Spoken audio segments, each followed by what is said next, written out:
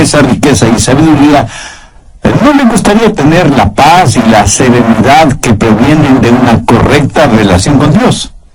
¿Cómo le gustaría tener todas estas cosas? Y usted me responde, pastor, eso es imposible.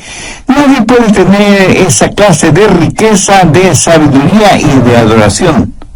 Pues mire, yo le voy a mostrar el camino y juzgue usted si lo que voy a decir no es más que una falsa propaganda. ¿De acuerdo? Bien, hablemos de la riqueza. Busque Mateo 5:5. Bienaventurados los mansos, porque ellos recibirán la tierra por heredad. Eso, mi amigo, es riqueza indescriptible. ¿Y qué de la sabiduría, de la guía que uno necesita? Veamos el Salmo 25:9. Encaminará a los humildes por el juicio y enseñará a los mansos su carrera. ¿Y qué de la paz y de la serenidad que queremos tener? Veamos Mateo 11, los versos del 28 al 30. Venid a mí todos los que estáis trabajados y cargados, y yo os haré descansar. Llevad mi yugo sobre vosotros y aprended de mí, que soy manso y humilde de corazón, y hallaréis descanso para vuestras almas, porque mi yugo es fácil y ligera mi carga. ¿Cómo trabaja eso en nuestras vidas? Bien, veamos. Primero, el significado de mansedumbre. Muchos piensan que mansedumbre es cobardía, que si uno es manso, tiene un carácter tímido y ambivalente. Permítame decir de una vez por todas, mansedumbre no es cobardía. Jesús dijo, yo soy manso y humilde de corazón. ¿Fue Cristo un cobarde?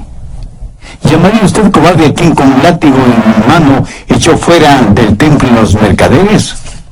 ¿A quien pasó 40 días en el desierto en ayuno y oración rodeado de bestias salvajes? ¿Se atrevería usted a decir que fue un cobarde? Jesús, aún sabiendo que en Jerusalén sería apresado, acusado y crucificado, sin embargo fue con determinación y firmeza hasta esta ciudad. ¿Le parece a usted que eso fue un acto de cobardía? ¿Qué clase de cobarde fue Jesús que sufrió en agonía y murió con su cuerpo clavado en una cruz? Jesús, el más hombre de todos los hombres que ha existido, dijo, yo soy manso y humilde de corazón. Mansedumbre ni siquiera es debilidad, aunque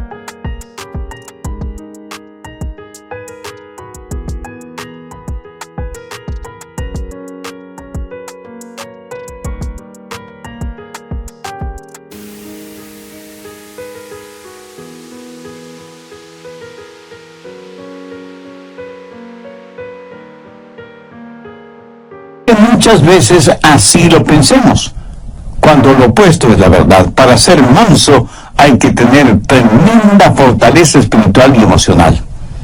La Biblia dice que aparte del Señor Jesús, Moisés fue un hombre manso. Piénselo. Moisés fue un comandante en jefe que guió al pueblo de Israel desde Egipto hacia la tierra prometida. Fue un hombre de valor, pero ser un hombre de valor no excluye la mansedumbre. Alguna vez en alguna parte leí la siguiente frase: si usted cree que mansedumbre es debilidad, trate de ser manso por una semana. Perturbadora opción, ¿no le parece? Ser manso demanda una increíble fortaleza, porque la mansedumbre es fortaleza bajo control. En tiempos bíblicos y aún en la actualidad, cuando alguien tenía un caballo salvaje y quería montarlo, primero tiene que domarlo hasta que se vuelva manso.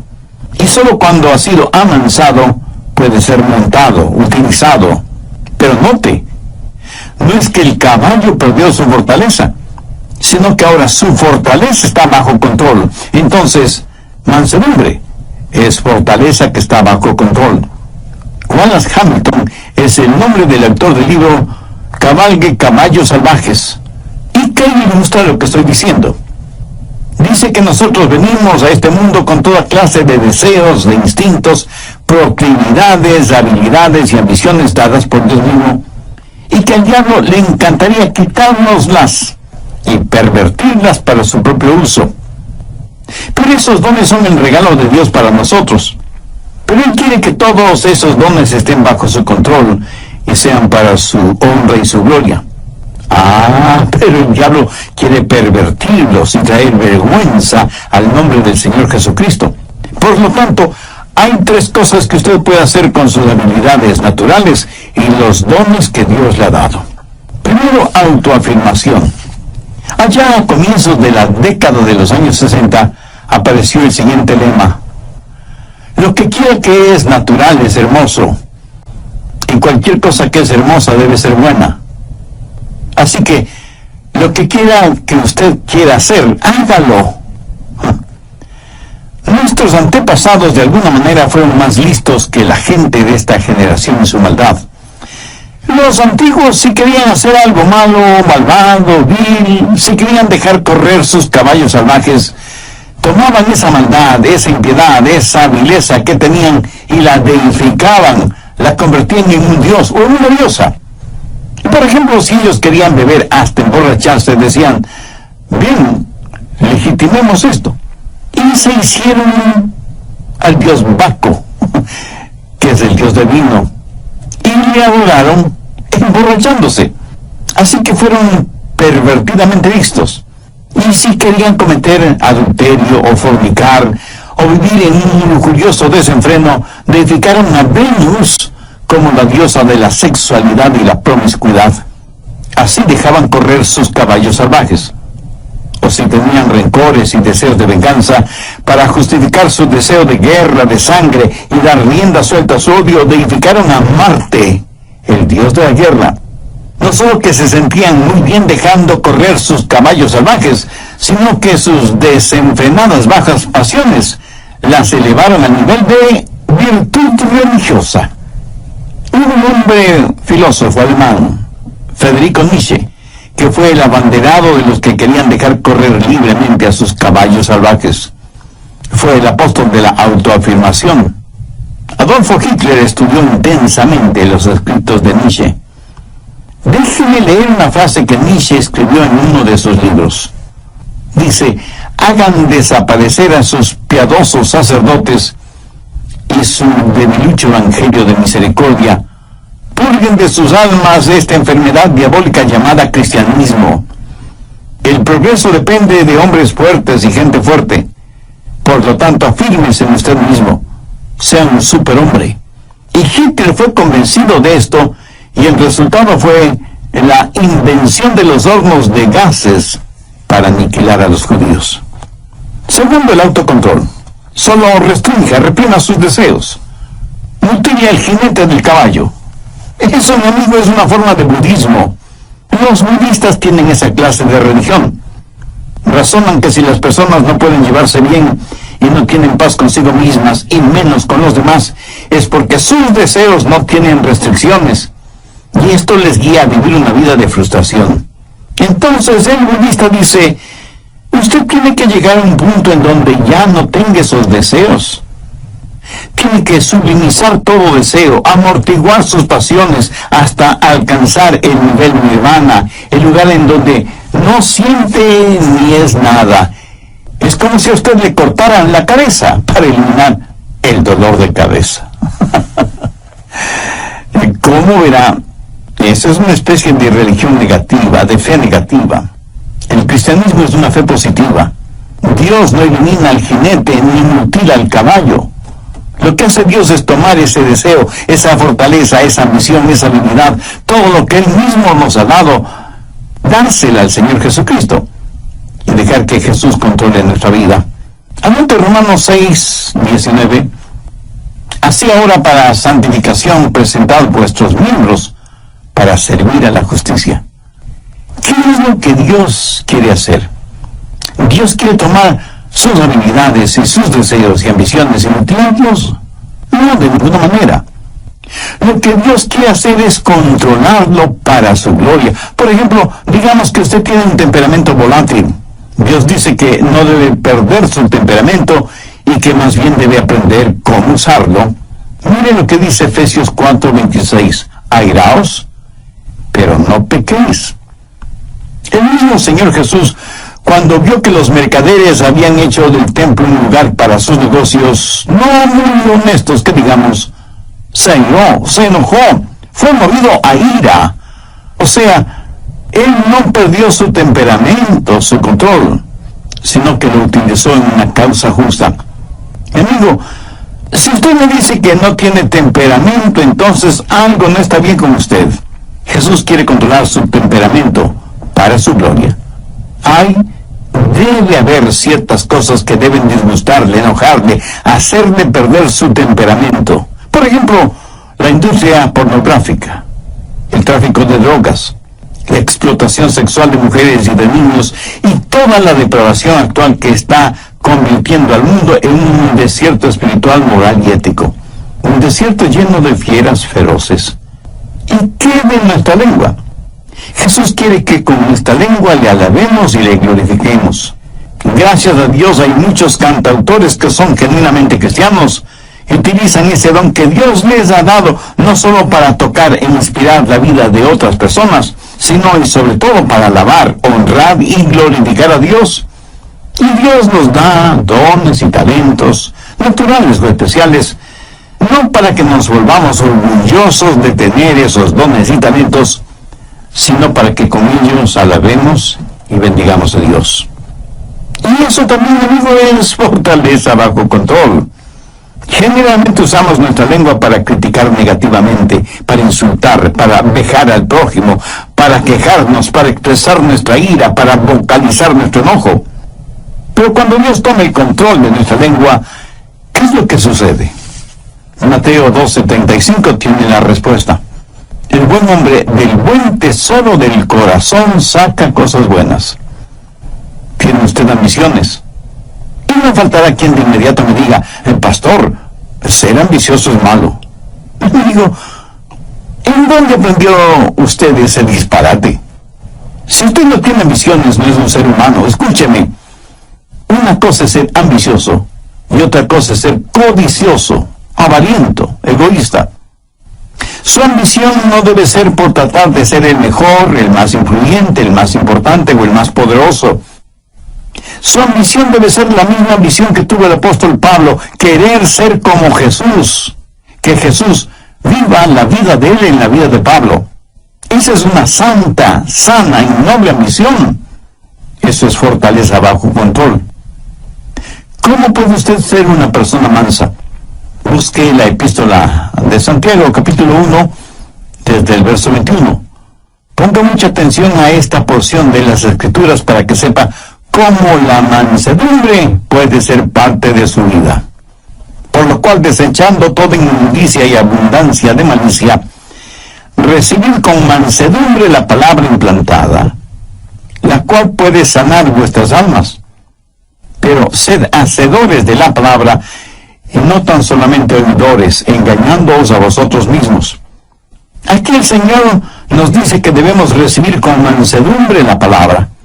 Ahora, ¿por qué debemos recibir con mansedumbre la palabra? Porque la mansedumbre es fortaleza bajo control. Y para ser controlado por el Señor, usted tiene que conocer su voluntad y su camino. Y para conocer la voluntad y el camino de Dios, usted tiene que conocer su palabra. Por lo tanto, tiene que recibir la palabra con mansedumbre. Escúcheme, ni usted ni yo sabemos ni la milésima parte de cómo guiar nuestra propia vida. Se explica ahora por qué, aún siendo creyente, fracasamos tantas y tantas veces. En una sala judicial a un hombre le preguntaron, ¿jura decir la verdad, toda la verdad y nada más que la verdad, con la ayuda de Dios? Y el hombre respondió, Si yo supiera la verdad, toda la verdad y nada más que la verdad, entonces sería Dios. Ingeniosa respuesta que encierra todo el mundo de teología. Necesitamos guía. Te puedo asegurar que Dios sabe lo que nosotros no sabemos. Así que si usted es una persona llena de mansedumbre, usted tiene que poner su vida en las manos de Dios para que le guíe. Si quiere que Dios le dé bienestar económico, sabiduría y adoración profunda, entonces tiene que recibir la palabra de Dios con mansedumbre, la cual, o sea, la palabra de Dios, puede salvar su alma. De acuerdo a Santiago, 3 cosas son necesarias. Primera, debe haber un espíritu de arrepentimiento. Santiago 1:21, por lo cual desechando toda inmundicia y abundancia de malicia. Ahora, ¿qué significa esto? En el griego la palabra inmundicia significa tener el oído tapado con cera. Por lo tanto, hay que eliminar el exceso de cera en el oído. Y la aplicación espiritual es fácilmente comprensible. Pero, ¿cuál es la cera espiritual que tapa nuestros oídos? La abundancia de superficialidad. Verá, muchos de nosotros ya hemos sido salvados, pero todavía ha quedado un residuo pecaminoso en nuestras vidas. Y lo que Santiago está diciendo es, limpien sus oídos espirituales de la cera que los está tapando. Un hombre puede domar un caballo salvaje, pero Dios no hace con usted lo que el hombre hace con su caballo. Usted mismo tiene que llegar al punto cuando diga, dejo mi maldad, abandono mis inmundicias espirituales. Si usted quiere que Dios le hable, tiene que entender su palabra. Si usted quiere que la Biblia inflame su corazón y su mente, tiene que eliminar la cera espiritual que está tapando sus oídos. Y la única forma de hacer eso es por medio del arrepentimiento de sus pecados. Debe tener un espíritu de arrepentimiento. ¿Sabe qué clase de persona es la que menos entiende esto de la mansedumbre? Pues la persona que está llena de orgullo. De hecho, esa clase de persona no puede recibir nada más porque su orgullo lo llena todo, tanto su vida material como su vida espiritual. Sin embargo, la Biblia dice que debemos recibir con mansedumbre la palabra implantada, la cual puede salvar nuestras almas. ¿Y qué de usted? ¿Está haciendo la provisión adecuada para la salvación de su alma? ¿Tiene usted una relación personal con Dios por medio del Señor Jesucristo? Por favor, abra su Biblia y busque la epístola de Santiago, capítulo 1, verso 21. Recibir con mansedumbre la palabra implantada. Esta palabra recibir es una palabra interesante. Denota algo que es dado a una persona y esa persona la recibe. Usted no podrá recibir y menos entender la palabra si es que no tiene un espíritu de arrepentimiento. Sí. Usted puede saber cosas acerca de la palabra, hasta puede saber intelectualmente, académicamente la palabra, pero eso no le califica para entender la palabra de Dios. Recibir significa aceptarlo como un regalo, y cuando lo recibe, usted lo recibe como que si fuera un huésped muy especial en su vida, y le dice, pasa, seas bienvenida. Estamos encantados de tenerte en nuestra casa. Esa es la clase de bienvenida que nos gusta escuchar a nosotros, ¿verdad? Es la misma clase de bienvenida que le gusta escuchar al Señor Jesús, no solamente en relación con Él, sino con su palabra. Amigo, en su vida, ¿da usted esa clase de bienvenida a la palabra de Dios? Abre de par en par las puertas de su corazón y dice, Señor, recibo tu verdad. Hay muchos que van a las iglesias a escuchar el mensaje de la palabra, otros oyen mensajes radiales como este que está escuchando ahora mismo, pero lo hacen tratando de entender la palabra de Dios, pasándola por el filtro de sus mentes, y no necesariamente porque le den la bienvenida a la palabra de Dios en sus vidas. Mi amigo nunca aprenderá la verdad de esa manera. Tiene que dejar su orgullo intelectual en el polvo, humíllese. Tenga su corazón en paz con Dios y hágalo con mansedumbre, con un espíritu de arrepentimiento, dejando de lado toda inmundicia y abundancia de malicia, y con un espíritu receptivo, dé la bienvenida y reciba la palabra de Dios. Segundo, debe haber un espíritu receptivo. Santiago 1:22. Pero sed hacedores de la palabra y no tan solamente oidores, engañándoos a vosotros mismos. Una vez que usted tiene la palabra de Dios en su corazón, tiene que volverse un hacedor de la palabra. O sea, vivir de acuerdo a lo que cree.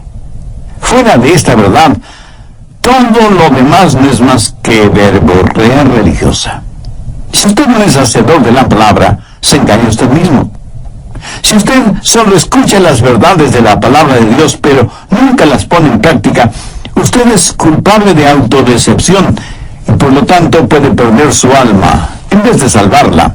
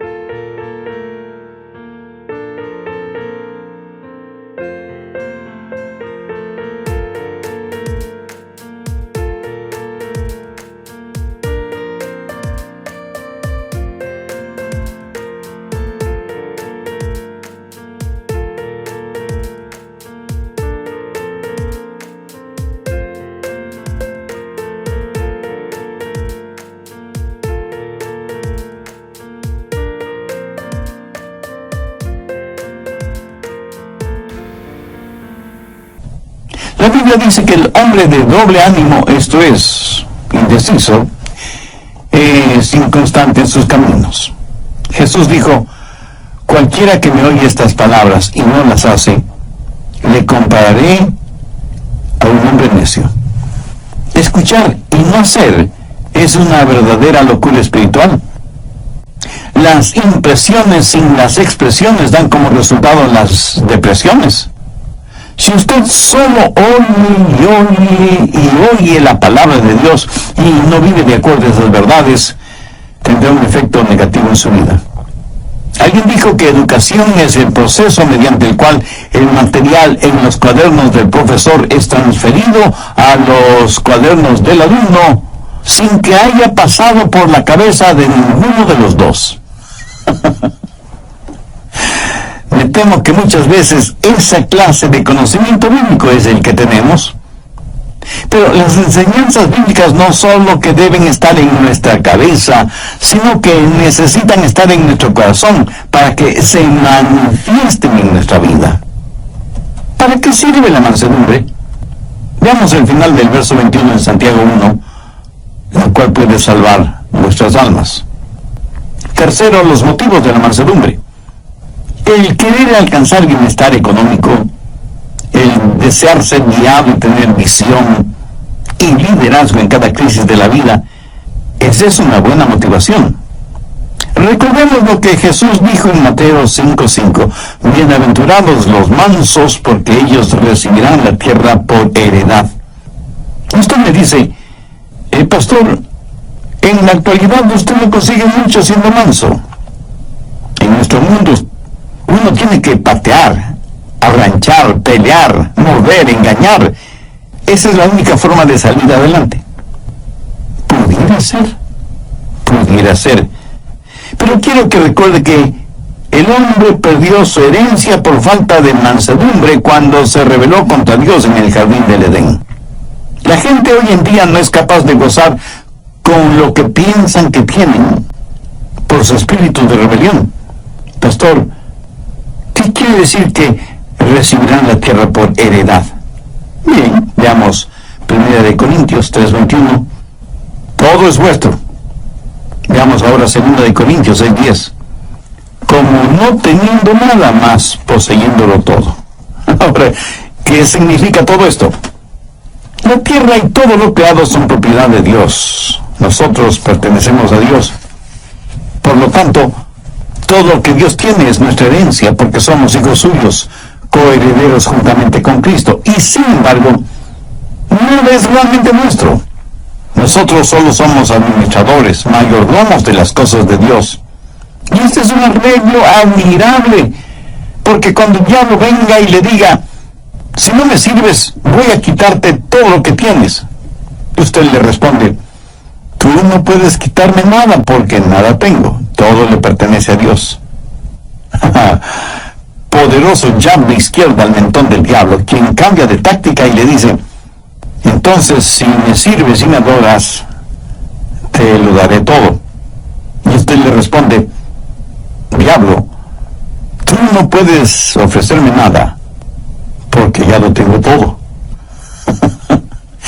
Demoledor jab de derecha al mentón del diablo, como no teniendo nada más poseyéndolo todo. Va a llegar un día cuando todo será posesión de los hijos de Dios, porque en su palabra dice que heredaremos la tierra. Un día vamos a reinar con Jesús. Un día Jesús descenderá del cielo y se sentará en el trono de David y reinará en donde el sol alumbra, o sea, en todas partes. Su reino se extenderá de mar a mar.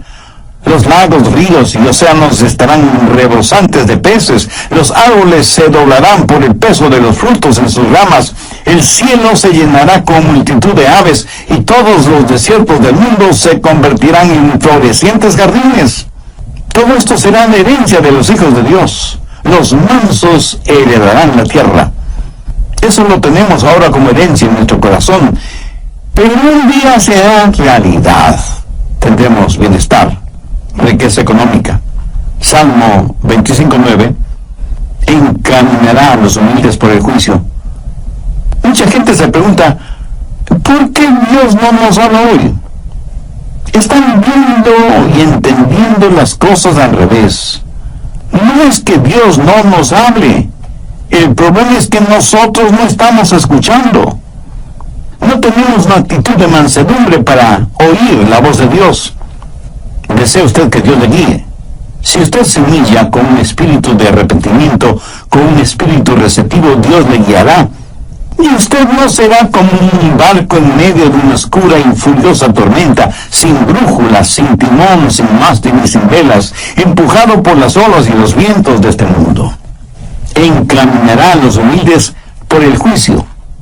Él le mostrará el camino y usted podrá escuchar su voz, guiándole aún en medio de la peor tormenta de su vida. Y usted tendrá no solo bienestar y riqueza y sabiduría, sino que sabrá lo que es la verdadera adoración. Mateo 11 desde el verso 28. Venid a mí todos los que estáis trabajados y cargados, y yo os haré descansar. Llevad mi yugo sobre vosotros y aprended de mí, que soy manso y humilde de corazón, y hallaréis descanso para vuestras almas, porque mi yugo es fácil y ligera mi carga. Veamos esta porción bíblica un poco más detenidamente. Jesús fue un carpintero y sabía cómo hacer yugos para los bueyes. Y no creo que Jesús jamás haya hecho un yugo que no quedó perfecto en los bueyes. Ahora, cuando un buey lleva un yugo, es porque es un buey manso. Ese buey sigue teniendo tremenda fuerza. Por eso usaban los bueyes para juntos. Apóyate en mí. Déjame guiarte. Quiero hacer un descanso para tu alma. Esa es la clase de mansedumbre que Jesucristo quiere darle a usted. No mañana ni pasado mañana, sino hoy mismo. Quienes están escuchando este programa, y si aún no son salvos, ¿no quisieran conocer a este maravilloso Salvador, Jesucristo? ¿No quisieran que sus pecados les fueran perdonados? ¿No quisieran hacer la paz con Dios para poder experimentar la paz de Dios? Dios le ama mucho más de lo que yo podría explicarle con palabras. ¿No quisiera tener la riqueza de su sabiduría, de su guía, de su cuidado, de su protección? Entonces le invito a entregar su corazón a Él. Venga Jesús. Hubo un gran evangelista llamado Henry Morehouse. Su trabajo no fue entre grandes multitudes, sino en pequeñas iglesias. Como tema base de sus mensajes, él usaba Juan 3:16, porque de tal manera amó Dios al mundo, que ha dado a su Hijo unigénito para que todo aquel que en Él cree no se pierda, mas tenga vida eterna. Una vez Morehouse estuvo en un pequeño pueblito minero, y en ese ese lugar había un hombre que odiaba a Dios, a Jesús, la Biblia, las iglesias, los predicadores, los evangelistas, los misioneros. En fin, odiaba a cualquier persona o cosa que estuviera relacionada en la más mínima forma con Dios. Este hombre se llamaba Mike Miller. Y este hombre le mandó un mensaje a Morehouse diciéndole que si predicaba esa noche, él iría a la iglesia, revólver en mano, para sacarle a balazos del pueblo. Los creyentes, asustados, se acercaron donde Morehouse y le dijeron que sería conveniente suspender la reunión de esa noche. Morehouse les dijo: no, he orado sobre este asunto y estoy convencido que Dios quiere que predique esta noche. Y yo confío totalmente en Dios. Tendremos la reunión esta noche, tal y como está programada. Esa noche la pequeña iglesita de ese pueblito minero estuvo totalmente llena, y los que no pudieron entrar se quedaron alrededor de la iglesia y abrieron todas las puertas y ventanas para que la gente pudiera escuchar el mensaje de la palabra de Dios. Y cuando Morehouse estuvo más o menos a la mitad de su mensaje, vino Mike Miller. Empujó a cuantos encontró a su paso. Llegó frente al púlpito, se sentó en el suelo y le dijo: usted haga lo suyo, que después yo haré lo mío. Morehouse abrió su Biblia en Juan 3:16 y predicó del amor de Dios por todos los seres humanos, de cómo Dios entregó a su amado Hijo Jesucristo para que muriera por los pecados de todos nosotros. Morehouse predicó con tal pasión y convicción que se podía sentir la presencia del Espíritu Santo en ese lugar. Luego hizo la invitación para aquellos que quisieran recibir a Cristo en su corazón. Mike Miller se puso de pie y la gente no sabía qué iba a pasar. Él no pasó al frente, pero dio media vuelta y salió de la iglesia dando un tremendo portazo. Caminó por la calle principal de ese pueblito. Sus amigos que estaban bebiendo en un bar le vieron y le llamaron: Mike, ven, sírvete un trago. Pero Mike Miller siguió caminando como si no les hubiera oído. Llegó hasta un pequeño callejón, giró hacia la derecha y llegó hasta una semi-destruida valla metálica, tras la cual había un remedo de casa. Con sus enormes manos empujó violentamente a la puerta. Era una sola habitación que servía de sala, comedor, cocina y dormitorio. Ahí una mujer de rostro demacrado cuidaba de unos pequeñuelos quienes, al ver entrar a su padre, corrieron a esconderse debajo de la cama por temor a que su padre los castigara. Su esposa, que evidentemente era abusada y golpeada físicamente, simplemente se puso en actitud protectora frente a la cama. Mike Miller miró a su esposa y en un tono dulce, desconocido en él, le dijo: mujer, no temas, llama a los niños, vamos a orar. Ella, asombrada, le preguntó: ¿qué es lo que dijiste? Y él, con una paciencia absurda por ser él quien era, le dijo: trae a los niños, vamos a orar. Los niños salieron de debajo de la cama, pero se quedaron detrás de su madre. No entendían lo que estaba diciendo su padre. Él tomó a cada uno de ellos, les acarició en la cabeza y les dijo: hijos, vamos a arrodillarnos. Ellos, temerosos, así lo hicieron. Su mamá también se puso de rodillas y, para asombro de todos ellos, Mike Miller también se arrodilló y dijo: querido Dios. Y se quedó en silencio. No sabía cómo orar. Sabía maldecir y decir palabras obscenas, pero no sabía cómo orar. De pronto, como en un relámpago, se acordó de las oraciones que su madre le enseñó cuando él era un niño, y entonces dijo: generoso Jesús, manso y humilde, mírame como si fuera un niño. Perdona mi simpleza y permíteme acercarme a ti. Y en ese momento, en ese cuartucho, frente a sus felizmente asombrados esposa e hijos, Mike Miller nació de nuevo. Sus lágrimas fueron la confirmación de la transformación interna. Esta historia es real, la sabemos porque el mismo Mike Miller la cuenta como testimonio de lo que le sucedió a él y a su familia cuando él entregó su corazón a Jesús. Ahora es posible que usted no sea como Mike Miller antes de conocer a Jesús. Pero si quiere ser salvo, se salvará de la misma forma en que se salvó Mike Miller.